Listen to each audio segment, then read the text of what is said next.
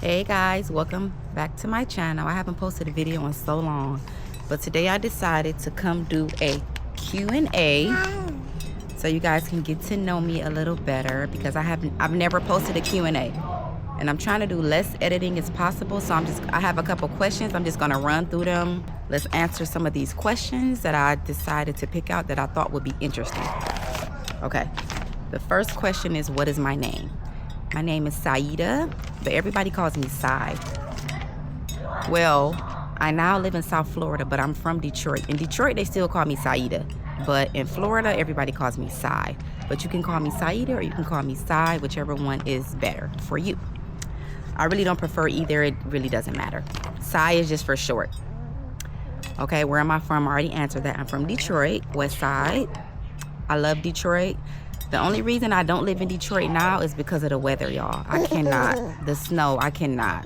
No, I've dealt with that long enough, baby. I need the sun. Look, it's December and the sun is out. It's beautiful. I can't do the snow.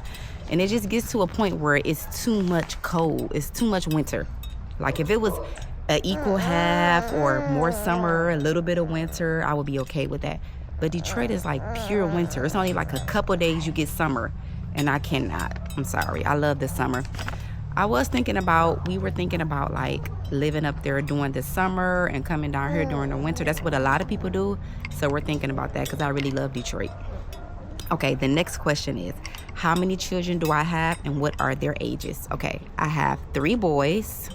I wanted a girl, but I have 3 boys.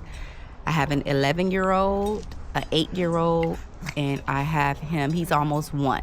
Me and him actually have the same birthday. So our birthday is December 29th. He's turning 1 and I'm turning an age. Don't worry about it, okay? Okay, the next question is, what did I do before I became a stay-at-home mom? I worked at a private club named Ocean Reef. I worked there for about, I want to say 7 years. Yeah. The next question is, how am I able to be a stay-at-home mom? This is a great question. Okay, first of all, this was something I was like in the works for a while. It's not just like one day I was like, I'm gonna be a stay-at-home mom. No, this is something when I first met my husband, when we first got married, I told him that I would like to be a homeschooling stay-at-home mom. And he was like, okay, all right. So from there we started, well, not from there, but as the years went on, we started working on a plan so I could stay home. So of course the plan involved like finances and investments, so my income could be supplemented. And that's another thing I don't see a lot of the homeschool girlies talking about. They always, because a lot of people always say, you know, if you're a stay-at-home mom, make sure you have your own, make sure you have this, make sure you have that. You can't just depend on your husband, which I do agree with.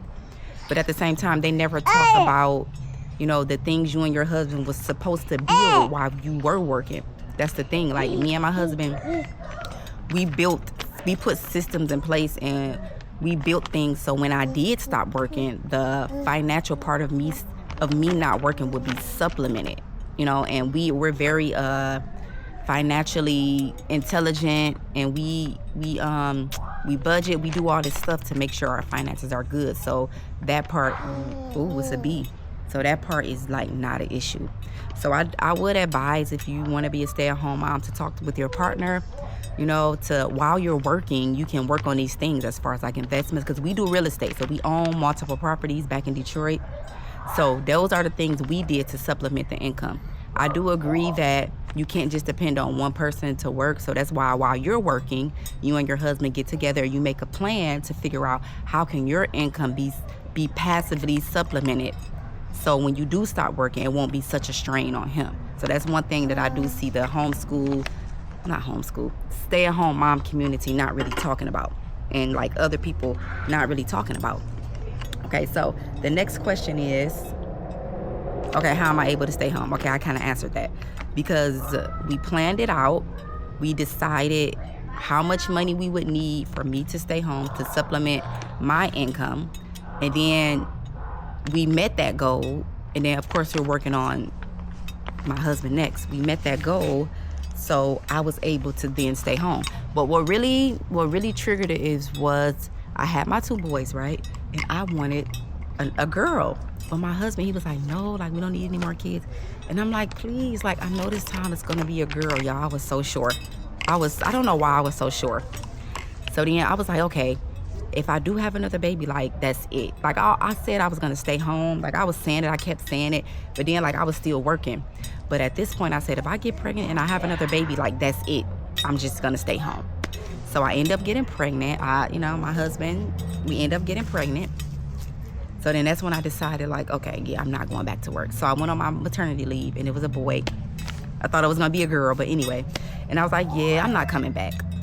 So I've been a year. It's been a year since I've been a stay-at-home mom. So this is the ending. This is December. This is like last year.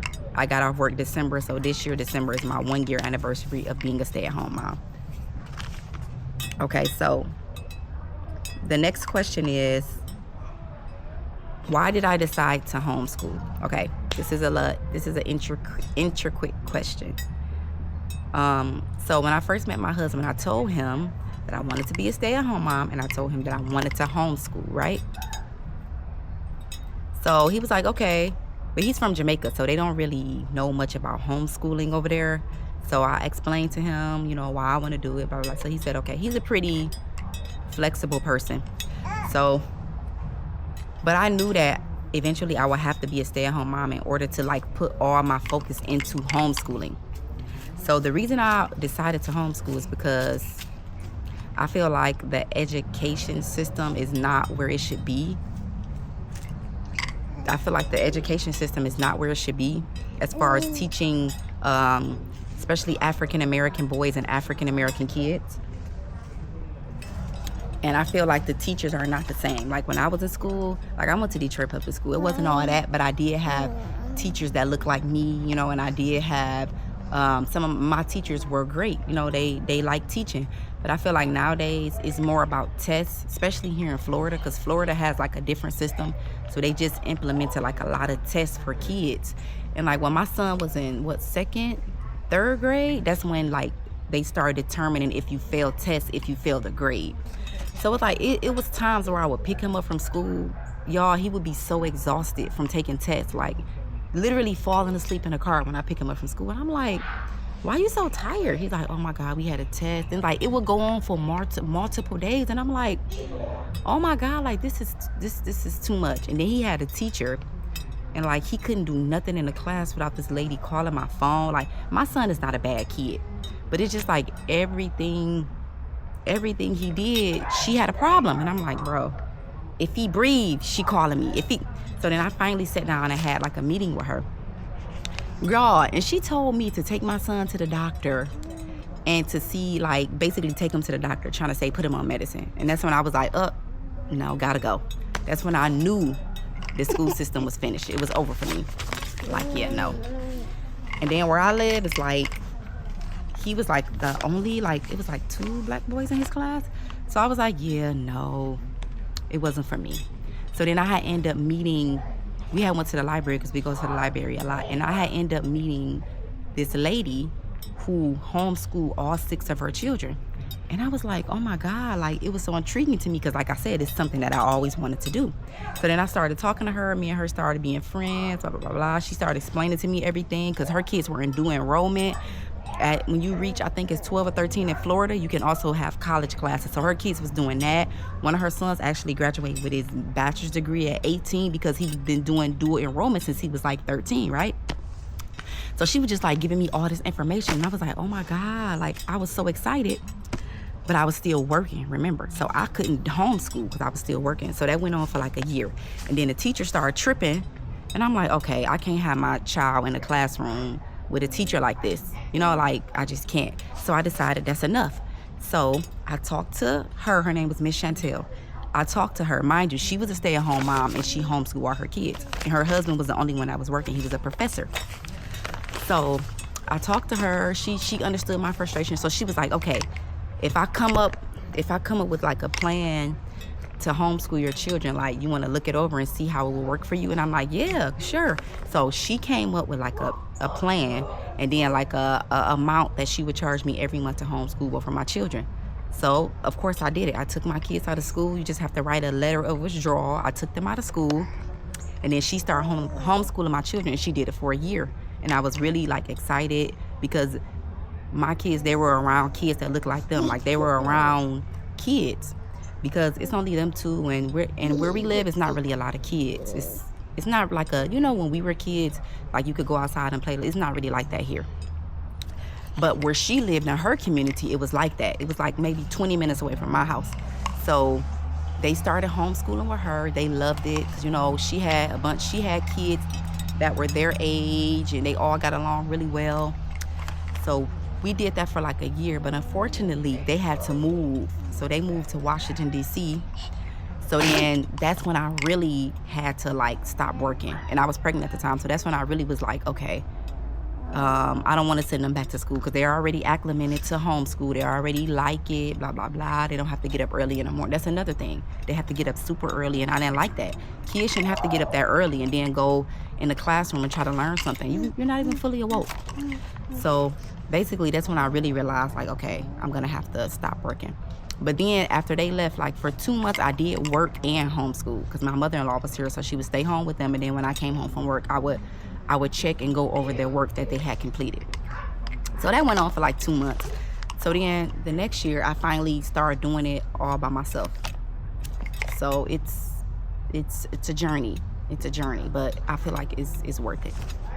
So the next question is, did I always know I wanted to homeschool? Yes, I kind of answered that. Yes, I always know I wanted to homeschool. That's always something I wanted to do.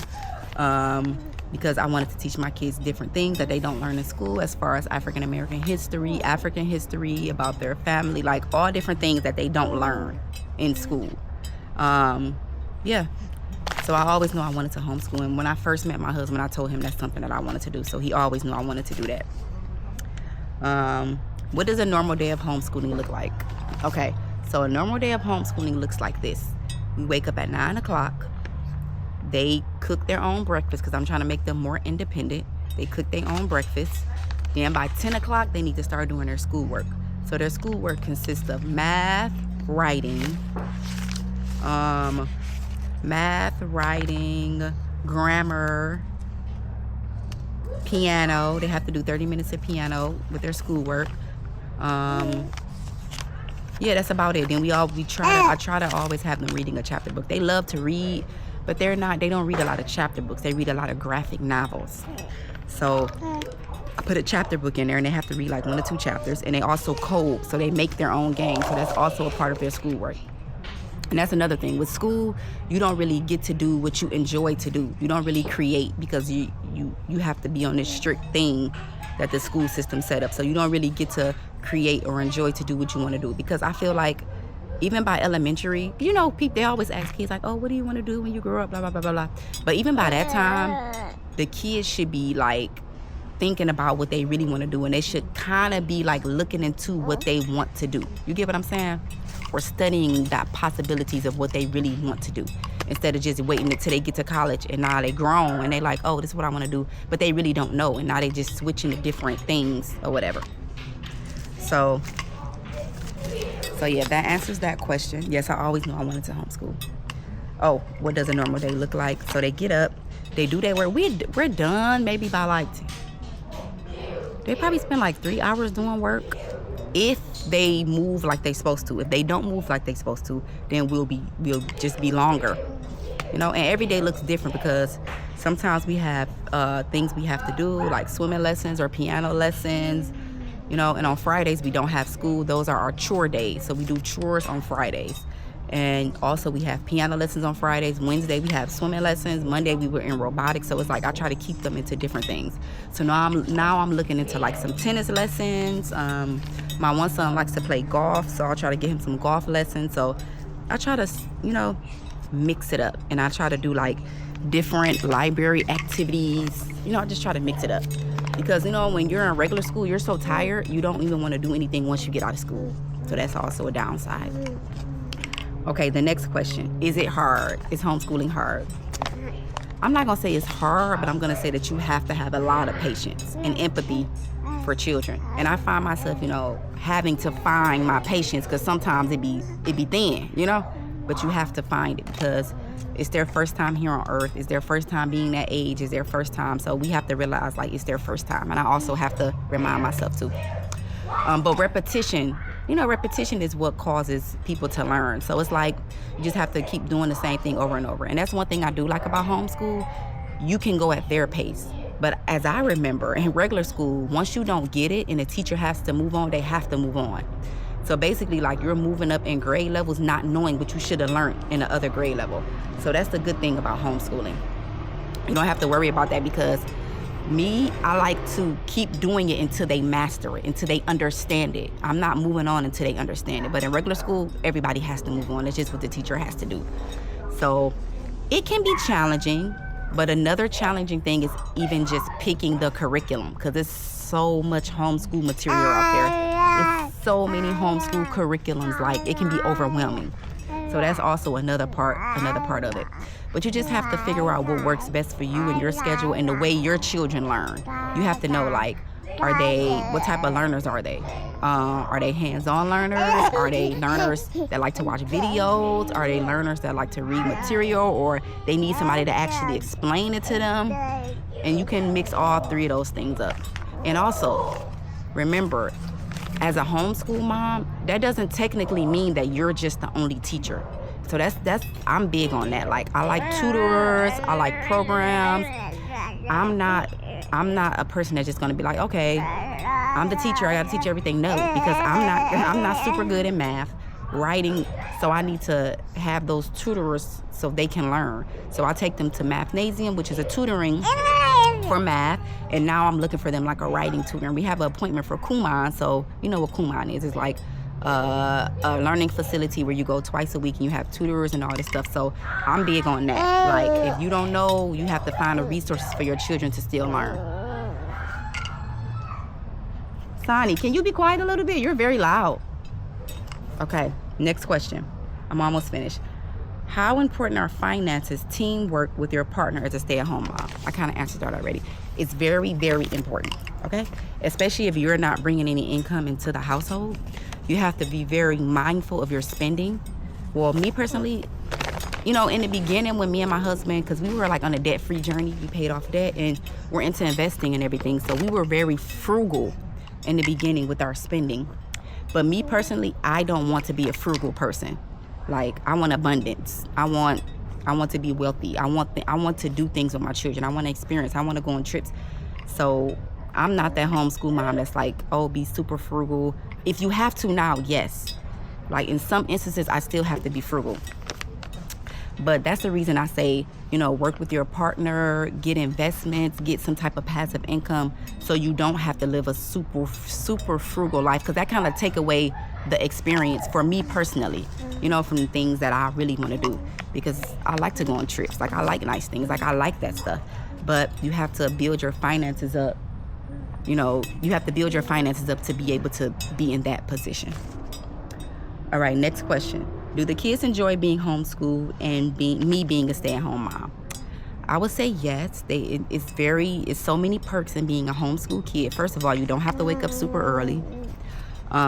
You don't have to deal with teachers that probably dislike you or you dislike them. What else?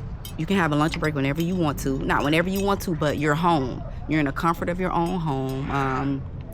Your days can look different. You can do more activities because your day is not full of school. Think about it. Kids are in school from sometimes 7:30 to 3 o'clock. So that's literally your whole day. And when you get out of school, you really don't want to do nothing else. As a child, you're tired.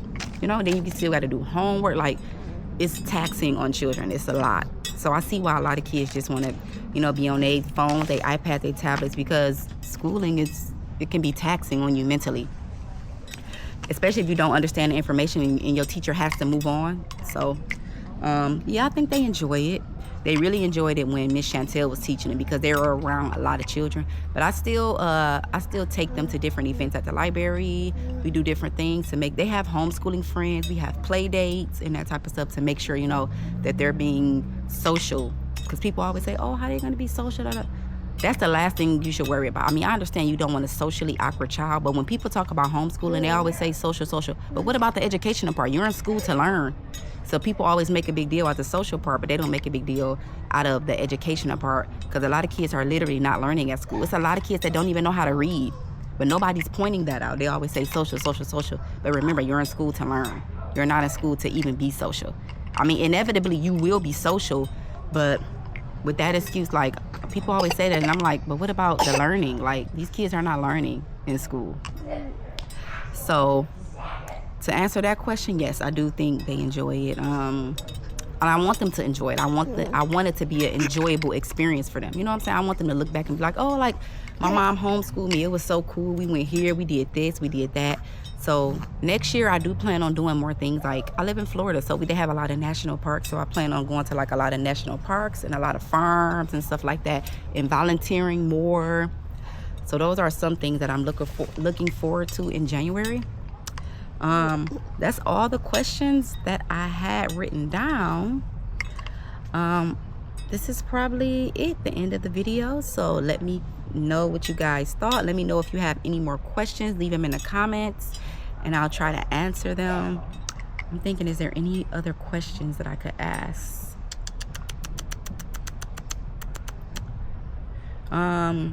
Oh, is it hard being a stay-at-home mom? Okay, this is the last question. It's not hard, but it is a lot of work. Like, when people make it seem like, oh, you just relaxing when you're a stay-at-home mom, no. You're literally like cleaning all day. Like, you're doing everything around the house, which I'm not complaining, but I'm saying it's not just you just sitting at home and chilling. It's not like that, because anytime you have your children with you, it's always going to be like you're doing something. So you're always going to be doing something. Either you're cleaning, you're cooking, you're doing laundry. Like I said, we have a lot of activities to go to, so we're always at activities. I have to sit down and plan things, schedule things, make sure things get done, make sure, you know, all type of stuff. So it's not easy, but it's, for me anyway, it's definitely better than getting up and going to clock in somebody else's work and they could tell you what to do, when to go, how to do it. So that's definitely better for me. And like, I'm working for my family. Like, I'm the mother, I'm the first teacher, so I'm literally working for my family. And that's just how it is. Like, people make it seem like, oh, being a stay-at-home mom, like, it's like oppressive.